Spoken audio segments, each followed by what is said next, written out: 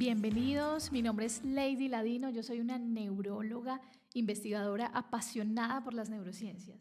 En el episodio número 1 de Brainfulness Podcast estuvimos hablando de la importancia de vivir en el presente, de no estar anclados en el pasado, de no estar tratando de saltar todo el tiempo al futuro, sino vivir en el aquí y en el ahora, una tarea a la vez, no en esa epidemia de multitarea que tanto nos agota. En el capítulo previo, la ciencia nos enseñó cómo si estamos pensando en lo que estamos haciendo, hay más disfrute, hay más felicidad. Ese fue un capítulo bastante mental y hoy les quiero contar con evidencia científica cómo el cuerpo ejerce una influencia significativa y a menudo inesperada en nuestra mente, en nuestras emociones y por lo tanto en nuestras decisiones. Este episodio número 2 se llama ¿Cómo mi cuerpo afecta mi mente? Primero les quiero contar que hace más o menos 2 meses empecé unas clases de natación y es que básicamente no sé nadar, ¿cierto? Manejo como el estilo de perrito desde la infancia, pero pues nunca es tarde. Tengo un profe excelente que es muy práctico, pero que no para de decirme lo siguiente: Lady, la técnica determina la eficiencia. No es tanta la velocidad ni la fuerza, Lady, es la postura de tu cuerpo en el agua lo que va a determinar que te desplaces y que no tengas lesiones. Y yo no puedo evitar pensar todo el tiempo en el cerebro, entonces cuando él habla de eficiencia, yo pienso en eficiencia neural, en procesos de aprendizaje, y es que ser eficiente es usar el mínimo del recurso posible para sacarle el máximo de provecho, ¿sí? Visualicen, por favor, mis primeras clases, yo flotando en el agua, con movimientos torpes, tratando de sincronizar las extremidades, mi respiración, la postura del cuerpo. Mi cuerpo no sabía cómo hacerlo. Yo hacía un esfuerzo mental impresionante y me gastaba, pero no me desplazaba, estaba ahí estancada en el agua. Poco a poco he ido mejorando, ya esas conexiones neuromusculares han surgido, ¿cierto? Ya me desplazo, ya lo disfruto, pero esas primeras clases me llevaron a reflexionar y me llevaron a recordar esos primeros meses de mi maternidad, en donde yo estaba dándolo todo con fatiga, con una niebla mental y con mucha frustración. ¿Has vivido una situación donde a pesar del máximo esfuerzo tú no ves los resultados esperados, como que te sientes estancados? Hoy te invito a que recorramos juntos algunos estudios científicos que demuestran cómo el cuerpo y la mente están integrados, como la palma y el dorso de la mano no se pueden separar. Y hay momentos de la vida en que usamos más la palma y hay momentos en que usamos más el dorso.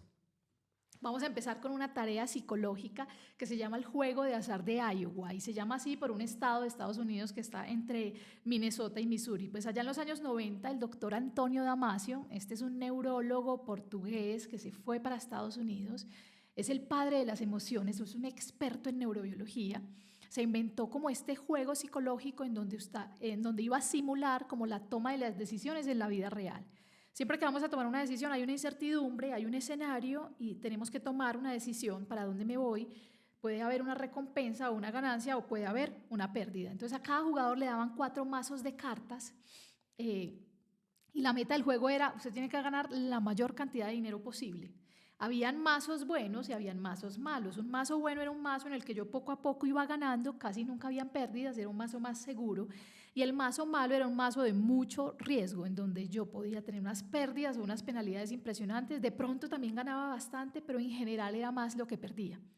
Entonces estos investigadores se dieron cuenta que en promedio a la carta número 10, el cuerpo de las personas que estaban siendo evaluadas se daba cuenta cuál era el mazo bueno y malo, porque a la 10ª carta, cuando cogían el mazo malo, había taquicardia, sudoración, piel de gallina, miedo, cambiaba la expresión corporal, la postura. En cambio, en el mazo bueno, como que estaban tranquilos, erguidos, sonrientes, hasta sonrientes.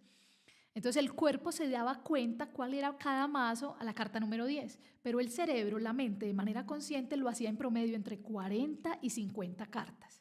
Entonces lo que encontraron estos investigadores es que el cuerpo sabe antes que la mente y ellos lo llamaron el marcador somático de cuerpo, ¿cierto? El marcador corporal.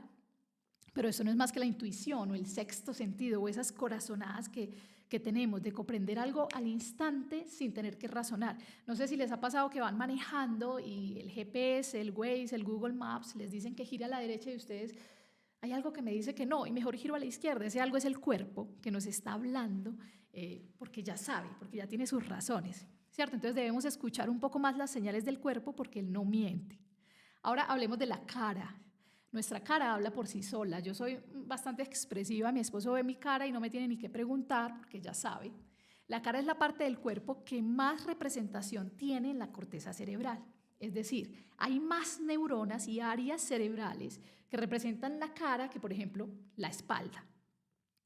Esto es muy sencillo. Ustedes han visto la boca, la lengua, la sensibilidad tan fina que tiene. Nosotros podemos reconocer un trocito milimétrico de alimento entre los dientes y casi que la lengua es capaz ella misma de sacar esa mugre.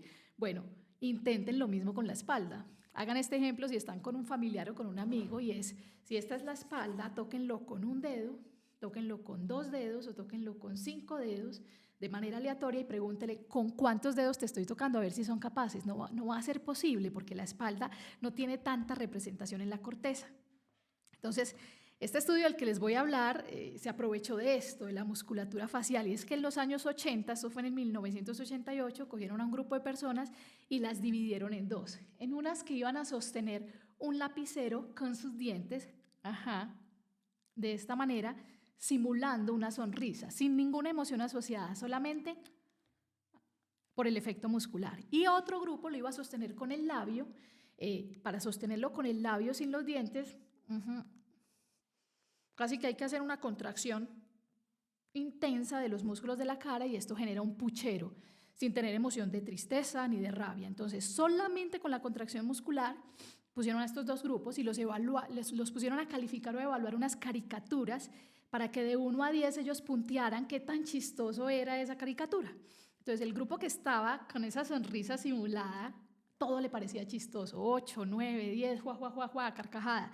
En cambio, el grupo que estaba con el ceño fruncido, el mismo chiste que era bueno, le ponía calificaciones bajitas de 4, 5 o 6. Entonces este grupo se da cuenta de que la musculatura facial de los gestos que estamos haciendo nosotros pueden determinar cómo percibimos el mundo, ¿sí? De los años 80 a hoy han ocurrido muchos más estudios y ya sabemos por neuroimagen que lo que pasa es que cuando fruncimos el ceño, cuando hacemos esta cara de desaprobación, la amígdala, que es un centro de procesamiento emocional de ira y de miedo, se activa, ¿sí? Entonces, cuando estos pacientes o estas personas estaban con el ceño fruncido, ya estaban como con esa amargura y por eso veían que los chistes no eran como tan divertidos. Esto a mí me impacta mucho porque es que en el estudio no les estaban diciendo, ay, mira una foto de tus hijos, o recuerda el último viaje, o cómo conociste a tu esposo, como ir a ese recuerdo emocional. No habían emociones, era solamente el gesto muscular. Y yo empecé a analizar, y en mis últimos 5 años mi esposo y yo nos reímos más desde que tenemos hijos, porque ¿cómo no se va a reír uno con esos 2 seres chiquiticos, diminutos, por la casa, con ocurrencias? Un niño se ríe en promedio 400 veces al día, un adulto solo 20, y la risa es contagiosa en un efecto neurológico similar al del bostezo. Ahora, yo también me di cuenta que así como me reía más, también fruncía el ceño o desviaba los ojos. Yo digo a esto como un rolling eyes o que blanqueo los ojos. Les voy a explicar, yo tengo un hijo que es altamente sensible y todos los que tengan hijos de esta edad o recuerdan en su tiempo, pelar un banano, no pelarlo, cortarlo o no cortarlo, que se rompa el banano puede desencadenar una tragedia en la cocina, ¿sí? Cuando esto sucedía, yo inmediatamente desviaba mis ojos y lo hacía casi de manera inconsciente.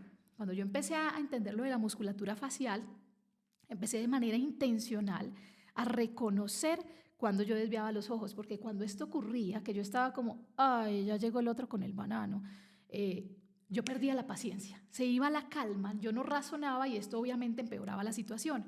Entonces yo empecé a intencionalmente tratar de que cuando iba a desviar los ojos, como que más bien los cerraba, respiraba profundo, como que decía, bueno, aquí vamos de nuevo, y esto cambiaba mi respuesta afectiva, porque había más calma. No siempre lo logro, pero estoy mejorando. Incluso hay días cuando duermo mejor y sale el sol y estoy de mejor humor, que trato con ellos de hacer una estrategia de neuronas en espejo. Mi hijo mayor construye unos castillos con fichas magnéticas magníficos. Mi hijo menor, por el contrario, es experto en derrumbarlos. Y esto pues claramente es una tragedia también en la casa.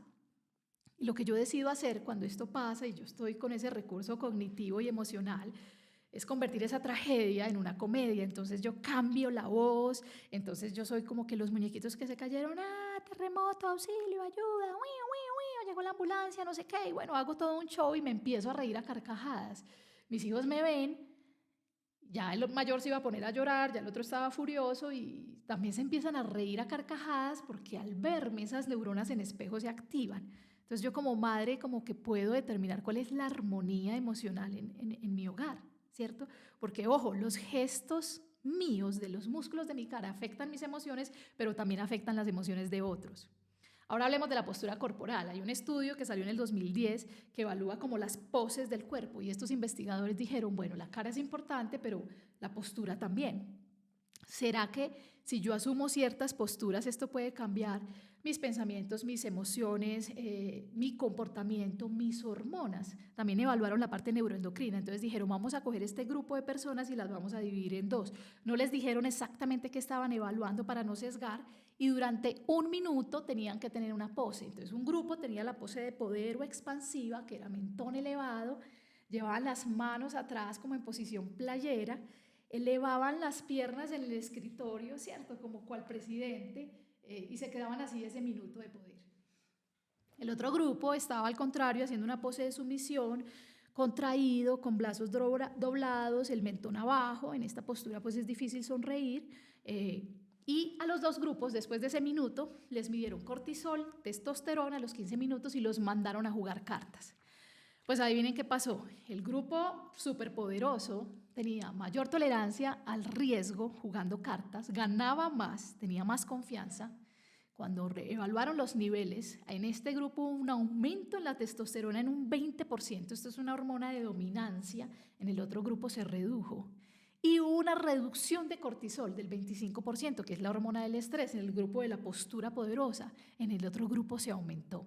Esto con solo 1 minuto de pose, o sea, el sueño de cualquier empresa farmacéutica, crear un medicamento que diga te voy a dar confianza, te voy a dar poder, después de tomarte el medicamento en 10 minutos vas a tener más testosterona y menos cortisol. Pues resulta que el lenguaje corporal es poderoso y la mente sigue al cuerpo. Estas herramientas corporales nos pueden ayudar a potenciar nuestra confianza y podemos usarlo cuando tengo una entrevista de trabajo, cuando voy a hacer una reunión muy importante de ventas. Ustedes han visto que algunos deportistas incluyen algunos rituales antes de empezar una competencia, como que se llenan de esa energía y de esa confianza y lo que están haciendo es liberando testosterona y bajando el cortisol. Pues ahorita hay una ola de investigaciones sobre la neuroplasticidad y el ejercicio. Resulta que cuando hacemos ejercicio físico y contraemos el músculo, se liberan unas mioquinas que van a nuestro cerebro y generan neuronas. Esto ya está demostrado, pero yo creo que gran parte del efecto positivo del ejercicio sobre mi mente tiene que ver con las posturas, porque es que nadie corre encorvado. Digamos, cuando alzamos pesas, elevamos nuestros brazos, estamos erguidos, son posturas de poder y estas posturas pueden durar 30 minutos o 1 hora, ¿sí? Entonces estas son posturas que nos dan poder y que pueden cambiar nuestras hormonas y nuestro comportamiento. Ya para finalizar, quiero hablar de la postura del corazón, que es el órgano más poético del cuerpo. Miren que empieza a trabajar desde la 6ª semana de embarazo, cuando está en el vientre de la madre, a la 6ª semana el corazón ya está trabajando.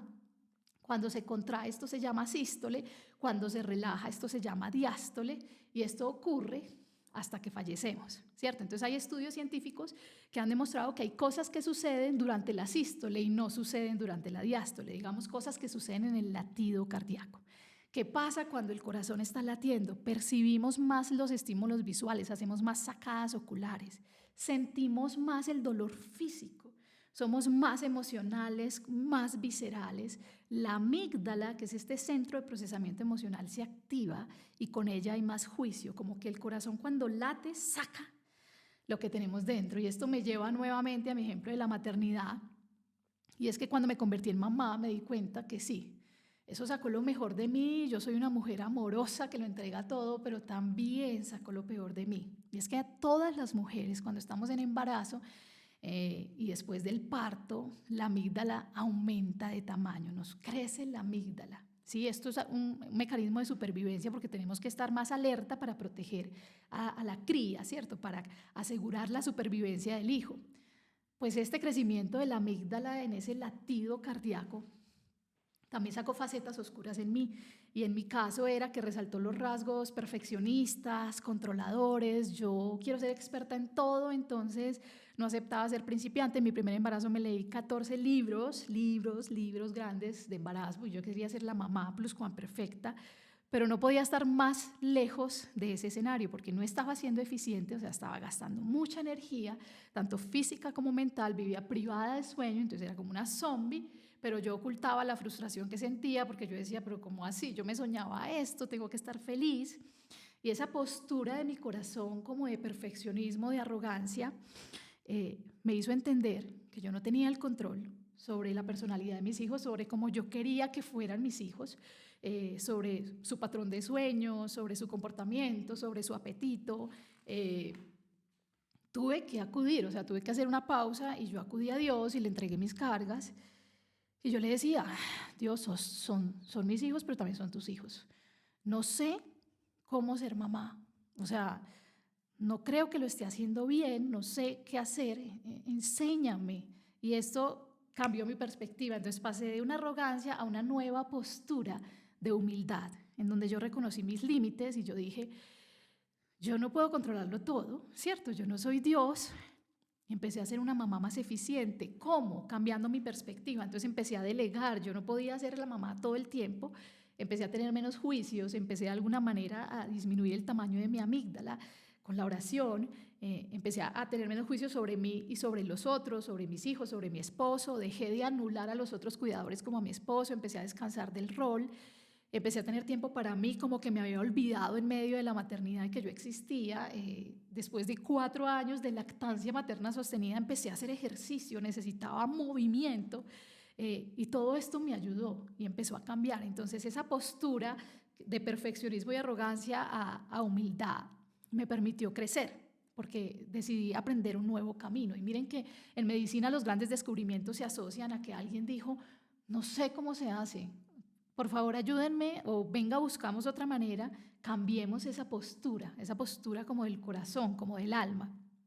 Hoy te quiero preguntar, ¿sientes que en alguna área de tu vida, a pesar de un gran esfuerzo, no consigues los resultados? ¿Será posible que tengas que cambiar la postura de tu corazón? Te quiero dar 3 consejos. Primero, te invito a entender que hay una relación constante, porque están integradas, entre la mente y el cuerpo, que debemos empezar a creerle un poquito más al cuerpo, a esa intuición, a esa corazonada. Segundo, te quiero decir que debemos aprender a controlar nuestras expresiones faciales y corporales, porque eso afecta nuestra mente y también la de las personas que nos rodean.